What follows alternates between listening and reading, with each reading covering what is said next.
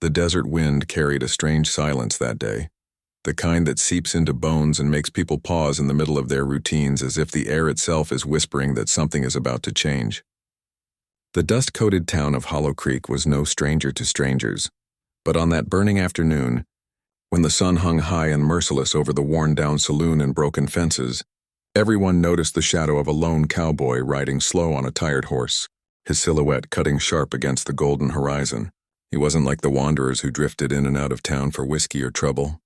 There was something in the way he carried himself, head bowed, back straight, a quiet storm hidden in his eyes, that made the people stop and stare, as though destiny itself had chosen that moment. And indeed, from the instant his boots touched the dry earth of Hollow Creek, nothing would ever be the same again. If you believe in kindness, in second chances, and in the power of one soul to change the world, don't forget to like, comment, share, and subscribe to Moonlight Stories. Your support helps these stories reach more hearts. The cowboy's name was Elias Boone, though no one knew it yet. To the folks of Hollow Creek, he was just the stranger at first, a man whose leather coat bore the scars of years under blazing suns, whose face was shadowed by a wide-brimmed hat, and whose tired horse seemed to mirror the burden etched into his posture. Hollow Creek had been a town broken long before his arrival.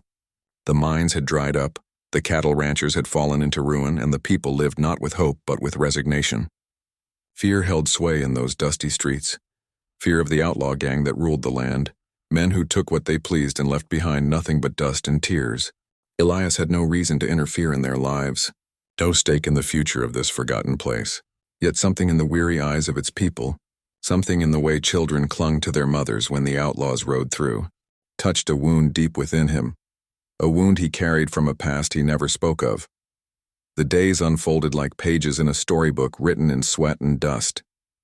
Elias kept to himself at first, working odd jobs at the stables, quietly repairing broken fences and lending his strong, calloused hands wherever they were needed.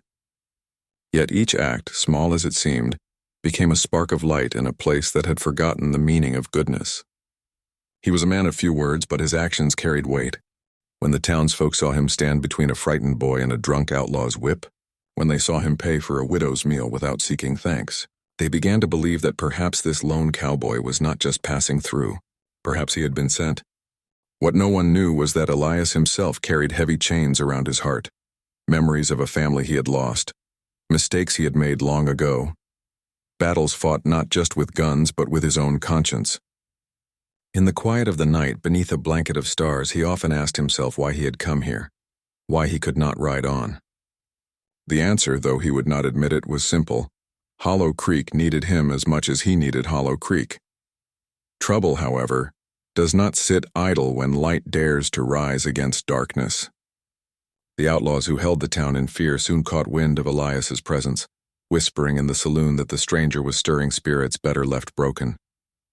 One evening, the gang stormed into town, led by their ruthless leader, a man named Silas Crow, whose scarred face and cruel smile haunted every soul in Hollow Creek.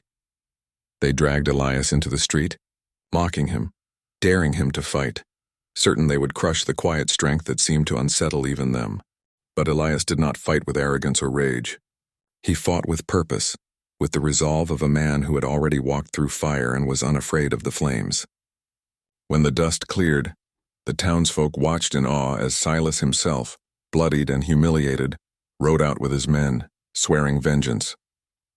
For the first time in years, Hollow Creek felt the stirring of hope, fragile but alive like the first green shoot pushing through dry soil. What followed was not victory, but a season of trials. Elias knew Silas would return with fury, and so he began to prepare the town, not just with weapons but with courage. He taught the men to stand together, to mend old grudges and fight for more than their own survival. He showed the women how to fortify their homes, how to find strength in unity. Most of all, he gave the children laughter again, whether by fixing a broken wagon for them to ride or simply by tipping his hat with a rare smile. Slowly, Hollow Creek transformed from a forgotten place into a community bound by newfound faith in themselves. They saw in Elias not a savior but a reminder that they still carried dignity, that they could fight for a future instead of bowing to despair.